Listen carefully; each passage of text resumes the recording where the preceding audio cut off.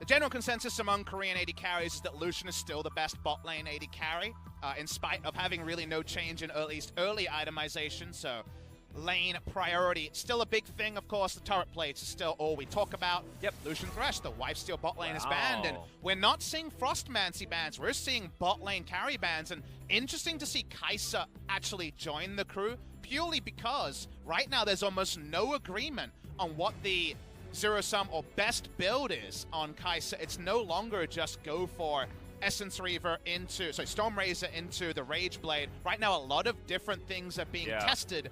We won't know about the results of that test, at least in game number 1. And that means that it's Urgot and 5 bot lane bans for Genji and Hummel Life. Well, Cassiopeia is left available, but the Karma is up, the Lulu is up. There's all sorts of these Frostmancy abusers that we could be heading towards. Vladimir is going to be the choice, and you are very vocal about Vladimir being pretty busted on this patch. I mean, at the end of the day, the fact that he can build 2 CDR items and hit 45% cap means that level 7 onwards is the pain train. Oh, yeah. As Vladimir continues to scale. Vlad and Yasuo are the big champions in solo queue, so both of them enabled for now. Genji will definitely lock in Karma, you would think, as we've been alluding to, and here we go. Here we go. And there's not even any ambiguity, Atlas. Look at this. They're like, we got the 2 best things. Here we go. Oh, God. Well, this is not what we wanted. But maybe it's going to be a good example. Maybe there's nothing good about it. I'm trying to find a silver lining, but this cloud is damn dark, Bubba Smithy. It's a real dark one. Yep, so top lane Karma is our expectation. Now, Genji famous for playing mid lane Karma back in the Crown days. And even Fly as well, so small chance that changes, but we think Frostmancy is going to begin here again. We talked about it in the pregame, but in Korea it's called the Danshik meta, which means the fasting meta, because at the start of the game, you're not actually killing creeps. You're just attacking, getting your quest cash in,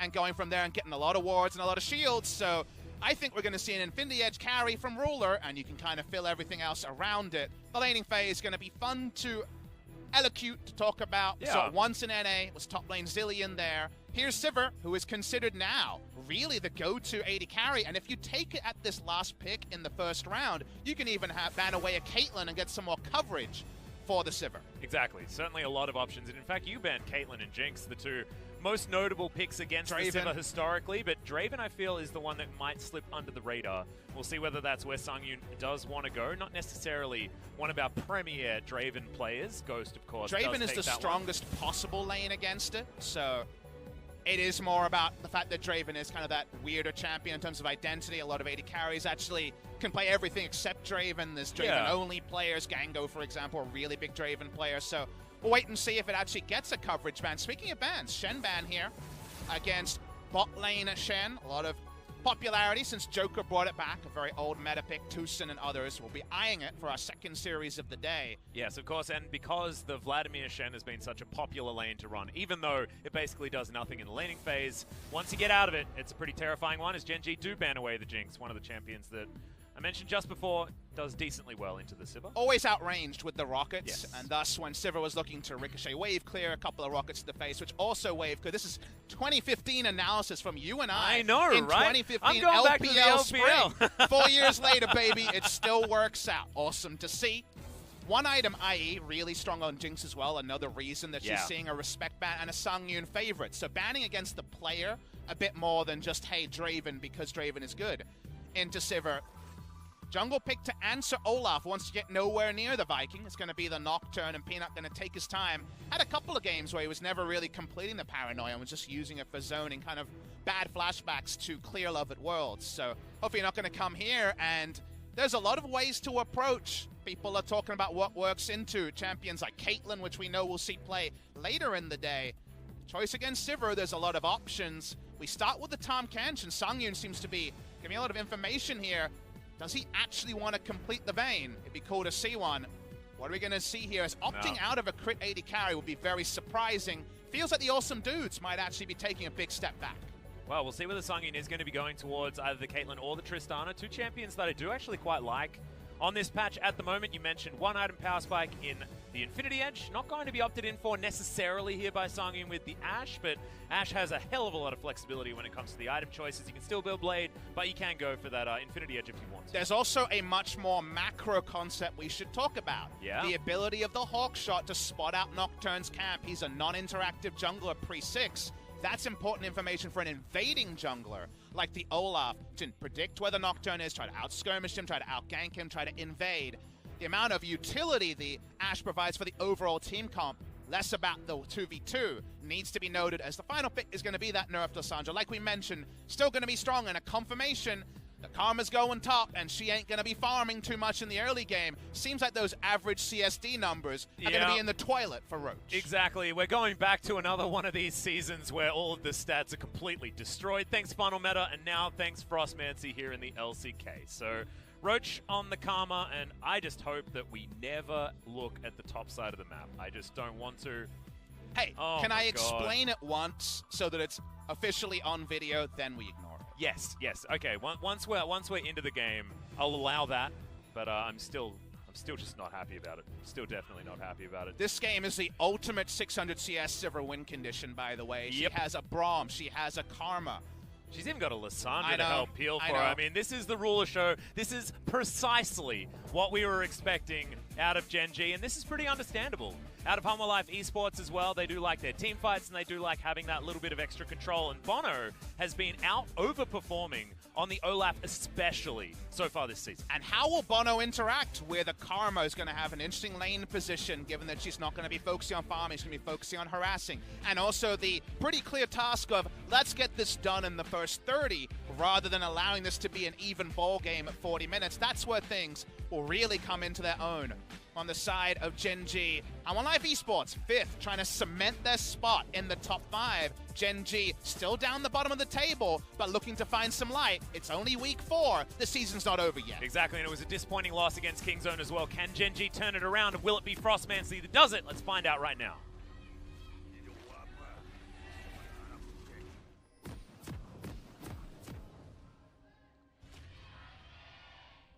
Gen G fans in full voice. I do love that Peanut has very much accepted the Frostmancy meta as well. He's gone the Frosty Nocturne skin.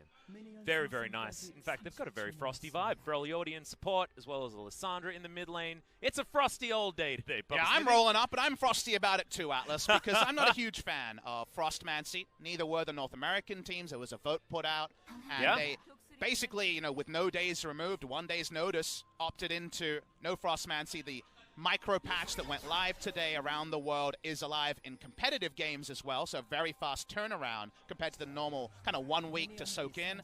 Because of a quirk of scheduling, there was 1.5 weeks prep for the LCK teams, and I imagine that's why, with 1.5 weeks worth of scrims, they are opting into not putting down the micro patch. Frostmancy is live, and basically what that means, don't bother trying to do this at home because that patch means it's no longer possible. But the basic thing is, the reason why it's called Frostmancy is you start with Spell Thieves, you upgrade it to the Frostfang, you focus purely on harassing in the laning phase to get Klepto procs, and also to play around where the minion wave is. You can push it up, you can also hold it back, but you don't get any actual farm until you cash in that quest, and then you have 2 forms of gold generation, and then even further, Atlas, you got a whole lot of wards that the enemy team doesn't have access to after that quest is cashed in. Yep, exactly right. And you can see Roach, he's just going to be inspiring himself, shield bashing Tal, and this is going to be the worst experience ever. I wish that we could more directly communicate with our observers, because I just don't want to look at this. I think that's an important teaching moment, though. I do understand that, but basically the findings have been that when you cash in that quest and focus on CSing, you actually still surpass, because Kleptomancy gets you that odd 300 to 500 gold. Yeah. In the laning phase as well, you hold down the enemy, and you can do a lot of interesting things. If you think back to the last time we talked about minion aggro, it'd be way back when single target spells like Pantheon Q and Kassadin Q were taking aggro. It meant that when you Q'd as Kassadin in the mid lane, the minions would turn on you and aggro on you, and you'd take some damage. That actually has a lot of interesting implications with where the lane is at, because in the top lane, you can do a lot of things like harass the enemy, the minions aggro onto you, you jump into a brush, as we actually see Bono invade onto Peanut, and from there, you can freeze the wave, you can push the wave, you can do a lot of interesting things. You know what Nocturne doesn't get to do? Get a blue buff, because we said it already, we want to see Bono invading to disrupt the overall gameplay in the early game. Should be Hanwha Live focused, and Bono agrees. Yeah, I actually really like it as well. Just leave that top lane to be an island. Roach is going to be frustrating with this strategy, but it looks like Hanwha Life, they get priority in the mid lane, and they open the door for Bono just to wander in and take all of Peanut's stuff. Certainly is going to be pretty damn good for Hanwha, and they need to find advantages elsewhere because that top lane is not going to be a fun place for them. Peanut trying to take this wolf camp. This Fly is sitting underneath his turret. Doesn't have a lot to do as the bubble is going to land. It arms as well. No mana, but Peanut not going to get jumped on here. Between turrets, level 3 for Bono. Doesn't want to dive. And this is a forgotten thing, but on the BBQ Oliver's, Tempt was one of our sickest Zoe players, you'll remember. Oh, yeah. Had some great battle Zoe moments as well. Tempt and Edge, you know, around those bottom teams in 2018. Really put off some big Zoe performances. And Zoe, to me, is a champion no one's discussing, but with all the other incremental nerfs, to Flex Assassins, a kind of a removal of Akali, I feel like Zoe's in a really good spot right now to be blind-picked into basically any matchup. LeBlanc's still a bit of a struggle, but I think we'll see a lot more Zoe this week, which I know gets some jeers from some people and some happiness from others. Yeah. One thing to note as well is that Tal did take the Ancient Coin. So he's trying a bit of the strat himself, but unfortunately no Klepto. So not going to be making as much bank as Roach, and Roach is the optimal Frostmancy champion here in Korea on the Karma. And it makes sense because obviously this only gives you gold based on minions you're missing, but it's against a champion who only is interested in holding you down. So at least there's some pickups for the Vladimir to find some gold, and teams would have expected Frostmancy, especially from Gen G, just given the fact that Ruler has been their reliable win condition and that Roach and Cuvée had both been playing in solo queue. So I think everyone will have different ideas. You can also just go Jace and try to punish by going for pure laning strength into Frostmancy. You can consider 5-minute lane swaps to try to shut it down because, yes, still there is going to be the turret reinforcements issue that stops you from lane swapping at level 1. So there's many different ways to play around it, and I imagine we'll see evolving strategies over the course of this week. Yeah, and the one thing that I want to find out as well is exactly what sort of numbers you need to get to in order to out-invest, I guess, against this Frostmancy strategy. Just because Tal, you saw, was only down by, what, 20 gold or something like that against Roach, who's been abusing him constantly here in this lane. So at the moment, having 30 CS at 5 minutes seems to be working out for Hanwha. And again, do not try this at home. This is not possible on the live patch as of today, but for this week in Korea, you can be going for your Ancient Coin or your Spell Thieves and playing for the quest. Does mean quest on both sides, so Atlas, Korea's going to be strong for this week because we're going to have way more wards in the late game. Maybe the late game's going to be also polished in week number 4. Exactly. Going back to what we were talking about before, we're back in 2015 in Give so us many wards, different baby! ways, Bubba Smithy. Here we go. The dream. Speaking of the dream, Hanwha Life Esports have picked up the Ocean Drake, and having that one as a first Drake is the best time to get that dragon. Oh no. Whoopsie. Roach got a farm. And farm. You hate to see it. I know, this is just farming on Karma. This what is a to mistake! Make sure Sangyun doesn't pause the game. What a mistake. He can see the farm numbers. I mean, I would probably pause the game on a 1 as well. Oh, okay, yeah, that's a good point. But at least he can see a number. It's not like a guaranteed buff. You can see Tempt. He's having a good time here in the mid lane. Actually, 10 CS ahead against Fly, who's been struggling, honestly, this whole year. 2019 has not been the year of Fly at the moment. About 100 gold so far on that Ancient Coin. Nomad's Medallion comes out. Does mean that Fiendish Codex and Kindle Gem, the 2 items we always see on Vladimir before he gets going. Reason for that, guys, is that you can go for Transcendence and scaling cooldown reduction, and also the 5% from the Inspiration Tree. Yes, and get 45% with just 20% from items. About 1,700 gold to pick up those 2. So a very, very common build path, but slow down Nomad's Medallion and Kindle Gem, also 20% CDR. Yeah, exactly. So still going to be getting that CDR. Is Tal, so the Vladimir more than happy now, almost at that level 7 point that you mentioned, very important. Time in the game, level 9 probably feels the best, but level 7's when things start getting awful for your opponent. But is it going to get awful for Roach, is the question. Of course, Karma great at abusing melee matchups, but is it that much better to be a Vladimir in this matchup? It's an interesting point. I think the gold numbers here, I think Vlad obviously has plenty of outscale and also works decently against a shield comp. Not ideally, because if you think about Gen G, you can't really isolate anyone. They're all diving in together. Sivir famously fights with her tank line rather than getting zoned by a diving Vlad in the late game. So can be very interesting. It feels like the breakpoints there and even just item and timings can be pretty significant. So we'll get some demonstration on screen before long. We'll get bit more indicative of where things are at. But I'm very interested to see gold numbers. I hope we push C a lot. I know. I think around 10, 15, 20 minutes to understand where the gold is at. As right now, we can see very clearly on the screen where the map is at. Trying to get some turret going. That's the first turret plate to Tempt in what is a good matchup for the Zoe. Yeah, absolutely fantastic play so far here from Tempt in the mid lane. You can understand why he's been chosen over Lava, and I like that you mentioned in Champion Select that this is going to be largely about how scrims have been going rather than last week's performance, because there hasn't been a last week's performance for us to go off. So learning about which of these players has been performing well in practice. And Tempt is going to do it again. Portal Jump does deliver a big paddle star to Fly down to 300 health. Trying to get his move up. Arrow lands. The flash from Fly will keep him alive, but how alive is the question? And Bono picks up the first blood. Fly very close to death, but Key just saves the Olaf and he Ragnaroks his way out of there. Damn, that arrow was money. Doesn't actually get the instant kill, but still rewarded because it hits onto Peanut. Wasn't aware of it. Seems like 1 out of 2 was aware. They end up picking up a kill there. Big moment. A nice advantage to Hanwha Life. They're picking up some bounties. We should also talk about how bounties usually occur in this matchup, because usually, if you're not farming, you're going to see a farm bounty on the Vladimir. Don't see that so far this game. We get the replay here, all about an Ashe arrow. Let's watch where Ashe is on the screen. Is not in vision when this starts. It's over terrain, so that's the usual thing that's going to evade attention there. Life was probably just a couple of pixels away from intercepting this arrow. Instead, it is the cha-ching arrow gets the kill instantly onto the Nocturne, but not quite the cleanup onto Fly. Yeah, exactly. I do want to point out the fact that Tempt hit about every bubble that he needed to just then. This Zoe play, like you illustrated before, very clean. So far, Bono hanging out here in the mid lane, understands that Fly doesn't have flash, doesn't have ult.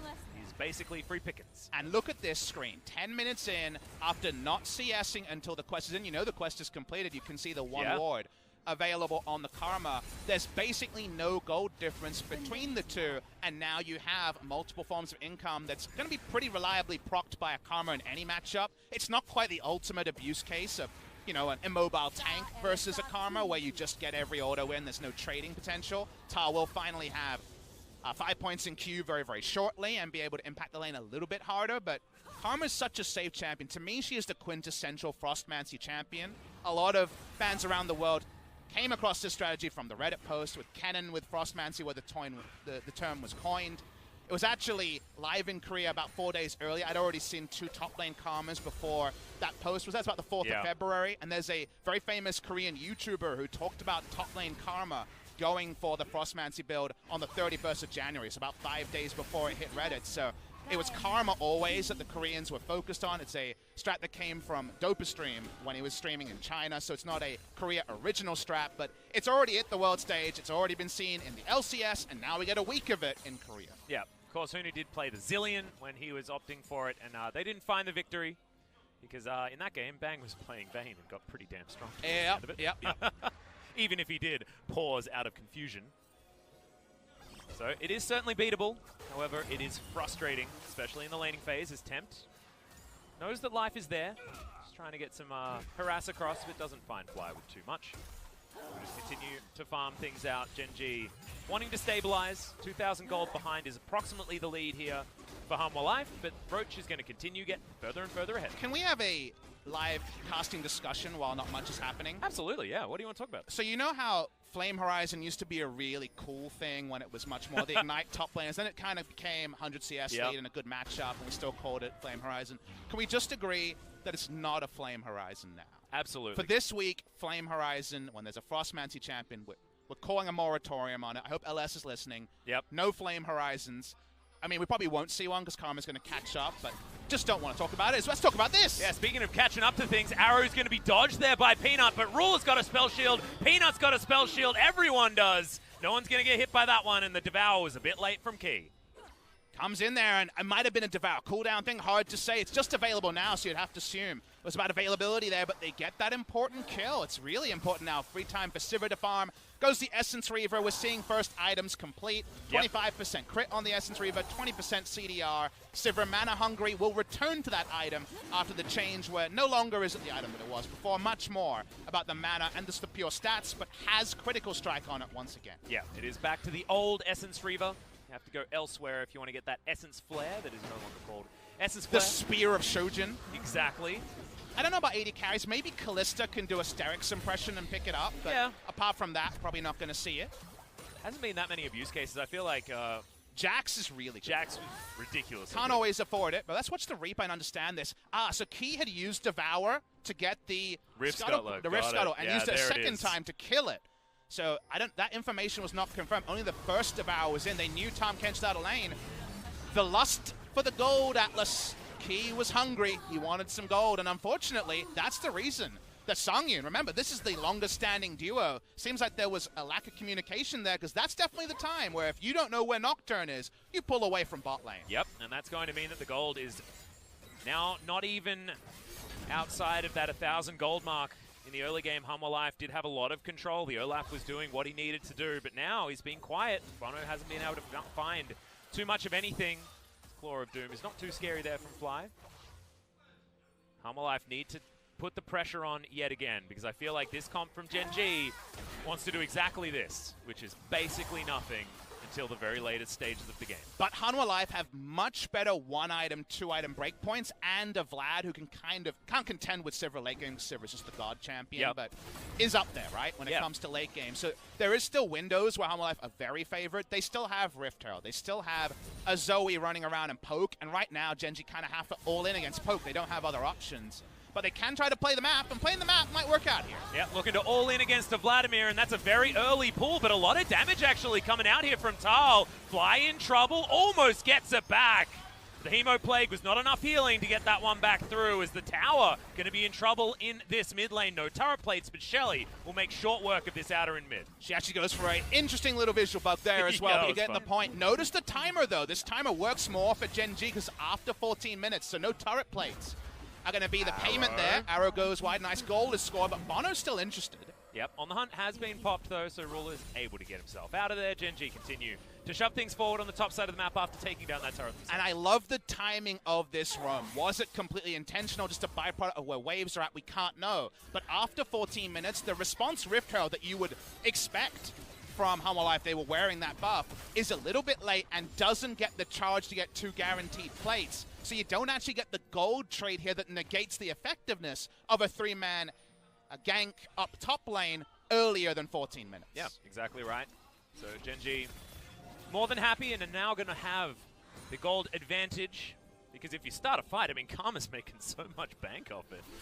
Oh my goodness. I mean, Karma's already got cooler items than Vlad does already, right? She's got a completed high-tier item compared to Proto Belt and working towards the standard Vladimir assortment of ability power items. We know he uses them well, but right now he is still thrift shopping. Watching in the mid lane. Mid lane turret is down, and that is still something important to talk about. A lot of siege on this Hanwha Live team, and again, that's another window they can exploit. The siege options for Gen G, very paltry in comparison. Precisely. Well, can Hanwha Life actually play around the advantages that they have, or is it going to be enough for Gen G just to continue plodding about, doing as little as possible and winning the game in the end? The answer seems to be pretty good here for Gen G so far, because you've got a Guardian Angel already completed onto Peanut. Second item of choice here for most of our Nocturnes. So this just means that he can go in with Reckless Abandon, and we might actually have a more aggressive Gen G earlier than we may have expected. And that means they can have Nocturne dive in with a Karma shield, potentially for the whole team, at least selfishly for the Nocturne, and his ability to always commit. Again, we talked about how he had to be a voyeur a couple of times in previous Nocturne games, and then hope that was enough. He can commit here for multiple reasons, and him wearing the gold actually means when that siege, that again, we really like Hanwha Life for starts, they have a hard commitment button they can press at 17 minutes rather than having to kind of wait for items like other games. We've seen pretty much the same kind of mismatch in identities between two teams. Yeah, the thing that I find a little bit frustrating is that Hanwha haven't been able to utilize this mid-game to get any picks. I mean, their composition is beautiful when it comes to skirmishing around vision advantages, and they have been able to take down this bottom outer turret. Finally able to get that one done. He's going to give them the turret advantage, and that gold is going to be even once again.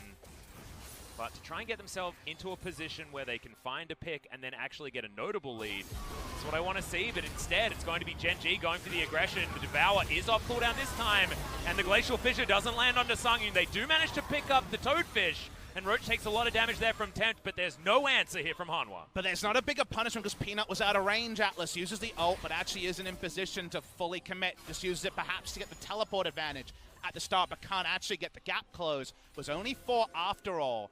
And Hanwha Life are in position to try to contest. Tahm Kench down.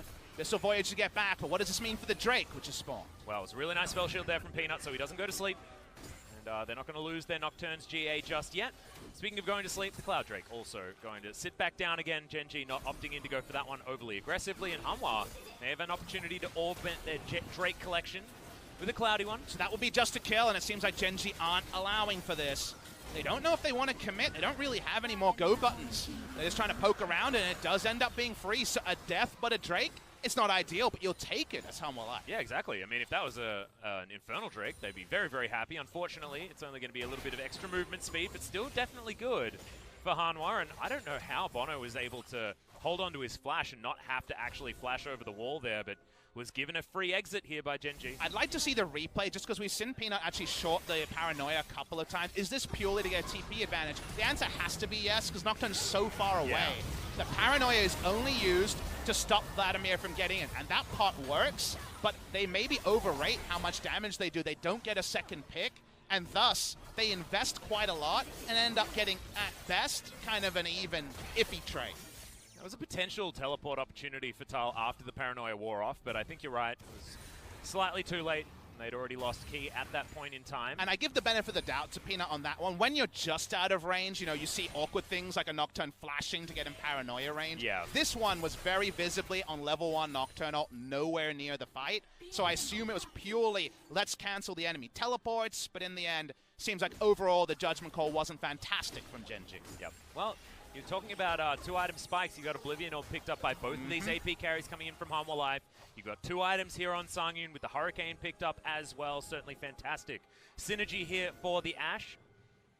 So certainly some ways of doing battle for Hanwha Life Esports, and their comp does work very well together. And this is why we thought this would be the mid game from Hanwha Life, because you go somewhere first, and if Nocturne's not there with ultimate, what are you doing? You're vacating as Gen.G. These are free objectives for Hanwha Life. All outer turrets are basically free objectives when you're fielding Zoe, Ashe, and you have a skirmishing advantage from the jungle. That is what Hanwha Life picked for. So good to see it clicks in. Maybe 5 minutes too late, but it clicks in anyway. Roach on the bot side getting farm. You don't really care because Karma's, again, just going to get some little bit extra shielding and a little bit extra burst that can be negated. So you're okay with the trade of farm here between members, and you also get that Baron control. You try and walk up toward Baron, you could be in for a bad time due to Zoe, but nice little observer showing here. There is a nice TP ward on the side. They're starting Baron. Yeah, is there any information here? Absolutely no vision Nocturne's available here from Gen.G. buff. Yeah, exactly. So this is just going to be taken down to at least half health. Gen.G, what are they going to do? Okay, they do finally figure it out, but what is actually the counterplay Nocturne here? will have to What show is himself the in mid. option? Yeah, he's going to show on that mid-outer turret.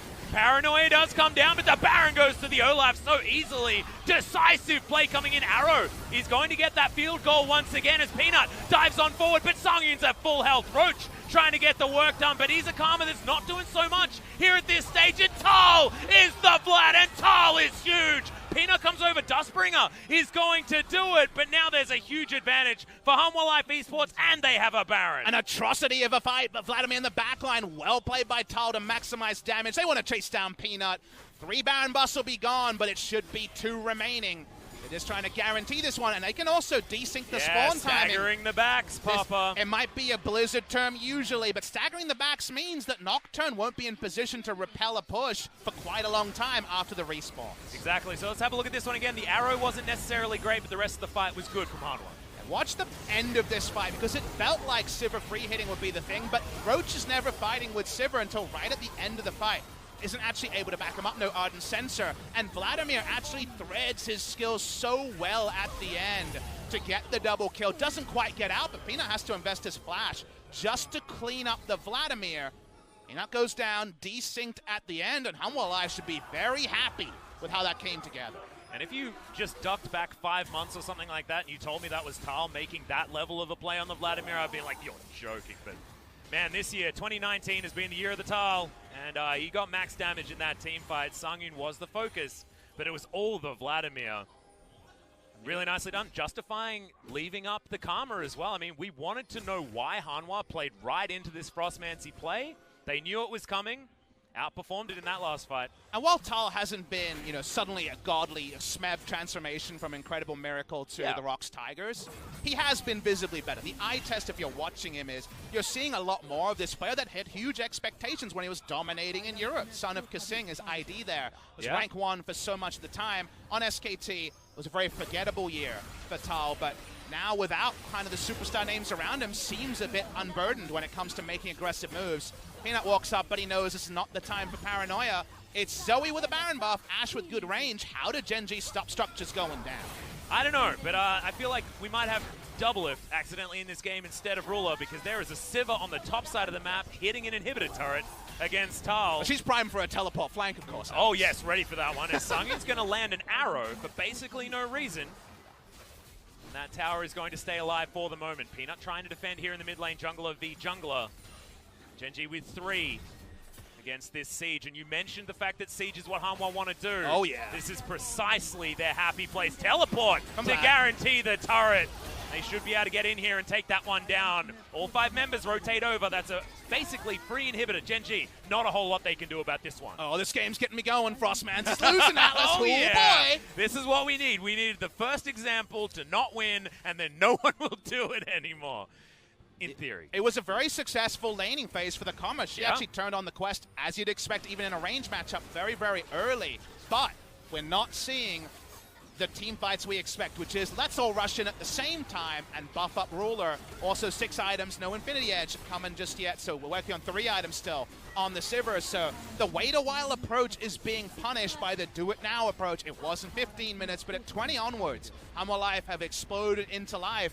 And Vladimir got the free farm next to the Karma. Also had a bit more oomph with the items with the Ancient Coin Nomad's Medallion. So right now, Vladimir being one of those holdouts to what we thought could be just a completely oppressive Frostfang meta. Yeah, might be a little bit more to think about instead of just pick Karma and win the game. That's certainly what you want. You want there to be counterplay options. You want there to be answers to these certain pickups. And I mean, I just want it to be gone, but that's yeah. next Well, week. I mean, that's the other. We're living in the today. Yeah. Look, you sometimes got to accept the environment that you've been plonked in, Papa Smithy. You can't always get what you want, but Yeah. sometimes you get what you need. And that would be Frostmancy losing. That's true. Oh, That's yes. that's Vladimir exactly gold what we needed. numbers higher. Loving it. Almost able to get 100 CS in ahead, and that's actually relevant here because the quest was completed at about a 50 CS disadvantage, so that's probably the default, so that means a huge lead for Tal when it comes to farm, and that's because most of it has been delivered over to Ruler. Infinity Edge now completed, but it's mirrored on the side of Sangyun as well. And yet, we're getting close to that one team fight range. The gold lead is not huge here, Atlas, and Sivir is now much more fearsome than she was a moment ago. Consider a lot of paper targets to be cut through by some ricochets. And there is no hotfix on the fact that Ricochet has a 5% higher AD ratio than intended. So Sivir's strong on 9.3. We'll see a lot of her this week. Still haven't seen the full impact, and the right poking, and it might not matter at all. Hope doesn't come together. There's Sivir ult. Yeah, Tal looking for it. The arrow's actually going to land as Redemption goes down. Hemoplague a little bit late there from Tal. They do guarantee the inner turret, but that's not the team fight that they were obviously looking for. And meanwhile, the 3 TPs are being put onto the map here. Lissandra isn't going to be called. Paranoia not used. With no commitment, some big team fight tools are now removed from Hanwha Life. So Gen G actually don't lose too much in terms of map position. They will not get the answering in a turret, though, as Lissandra no longer has the safety to push with Reckless Abandon. Yeah, I do like the fact that Gen G are putting the shield up, but they still have the sword somewhere, you know? So utilizing Fly on that bottom side to try and get something back and also be able to push out these super creeps so they can buy themselves some space. Ruler going to teleport back onto the map. He wants his GA, but a Chain Vest is going to have to do for the moment. Not exactly the highest value item here against this comp, but at least Bono can't just run at him for free. And the big thing we want to see in fights is Nocturne to separate away either Zoe or Ashe, and the other 4 to fight basically arm in arm. That's what we want to see on the side of Gen G, specifically Roach in position to continually buff and just annoy the enemy team. Right now, patrolling the Vladimir and giving him peace of his mind. Yep. He's certainly annoying the Vladimir, even avoids the Crimson Rush damage to come in and also give Tal back a whole bunch of his health bar. Trouble Bubble, not going to be enough.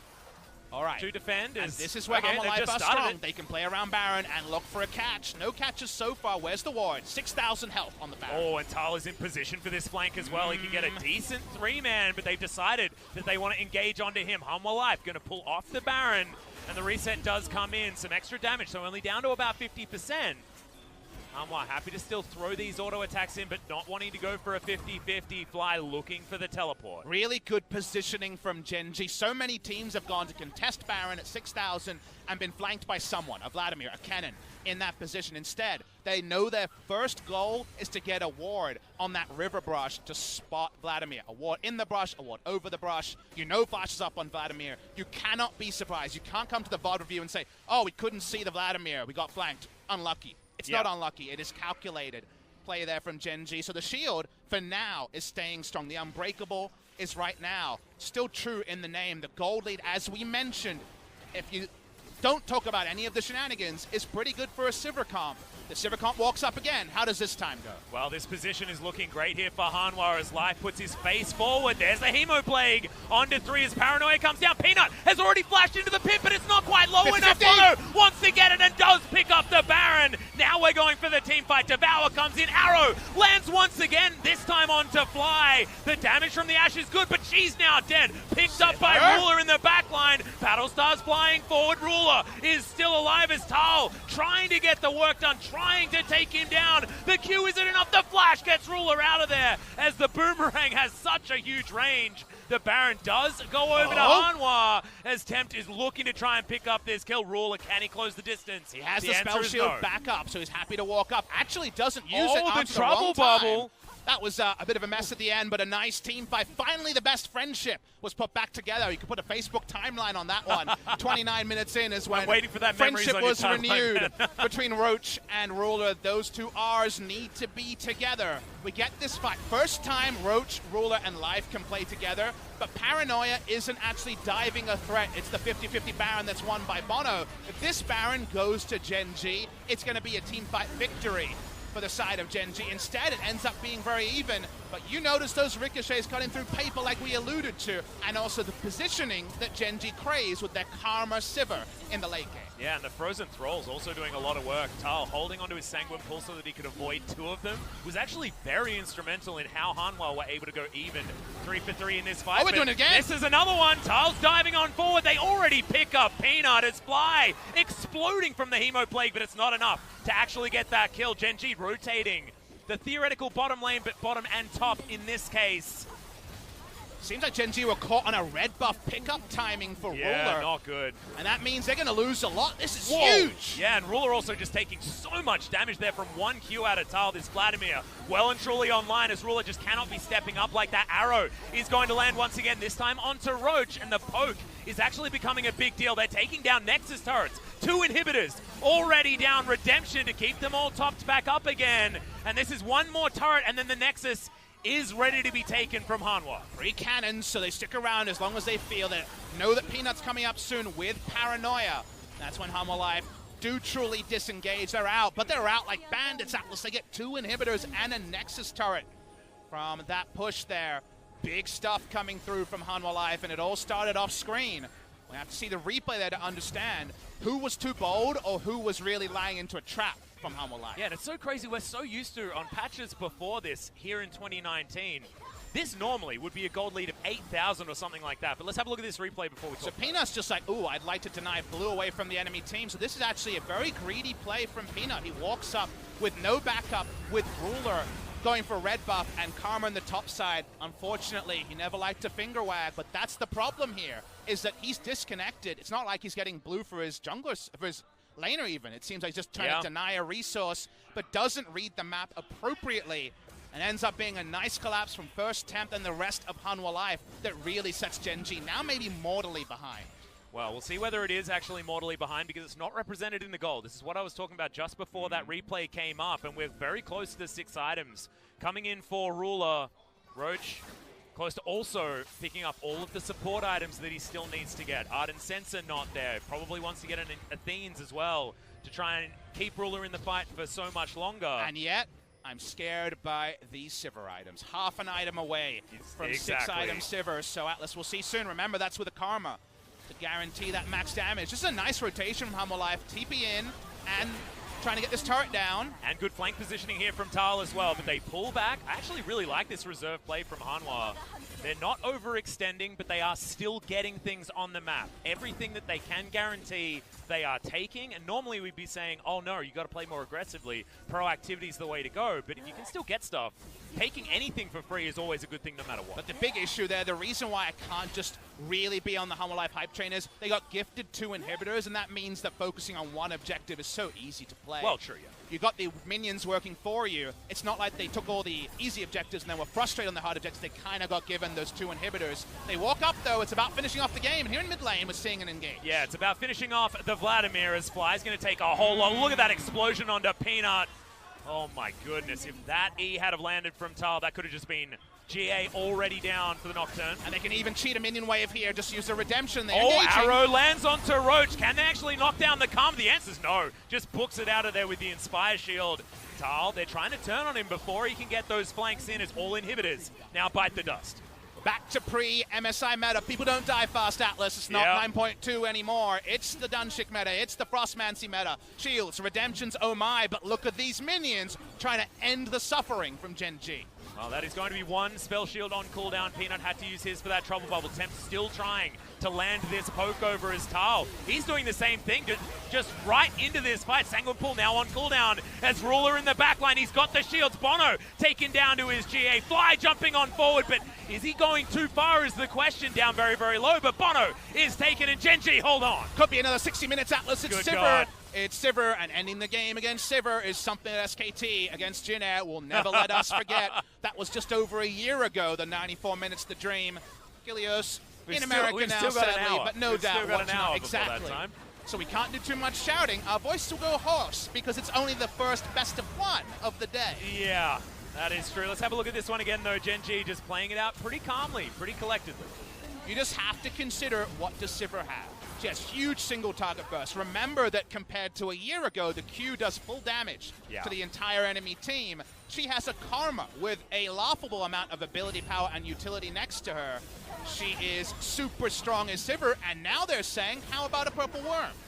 Well, the Hawkshot says that Humble Life knows exactly what's going on, and now they have them in a Baron pit. That's exactly what Zoe wants. Arrow is going to land. Oh! Gets the explosion kill onto Roach, but can he actually keep himself alive? Tempt gets a whole lot of burst damage over the top, and now Genji, have they suffered enough as Key eats the grey health, but he's going to get melted. Oh my god, Tempt just bouncing around the fight, getting the work done that he needs. Abyssal Voyage to commit to this fight as Sangyun dives on forward. Ruler in trouble is there. Is Peanut going to be the hero? But that's just not enough right now. The beach ball lands. Not true, but Life is going to get taken down very, very low. And see the picture-in-picture. The minions might be doing a job here as well. They're trying to stop the back. He's a TP to try to defend. Yeah, exactly. Ruler just wants to try and get back there, but he just explodes. The Guardian Angel is going to pop him back up, but they put him straight back down. And Hanwha Life will win the game off a teleport onto the Nexus. And that's why you keep the chase up. You can't allow for a defending TP. They get everything, and here's Tempt. He picks it up. He thrift shops that Zoe teleport, and he's going to end the game. Yep, I didn't even think that was possible anymore, but the Nexus is going to go down, and Hanwha Life, Frostmancy, they say no and take game 1. Frostmancy is down, but it's not out, Atlas. This mid-game was so even, and Sivir win condition was there until Tal puts it in his own hands and kills the Karma. No longer can Karma take every auto attack to get her passive movement speed and look for full damage. She lost her best friend. That friendship was only about 10 minutes at the end, but we saw how potent it could be.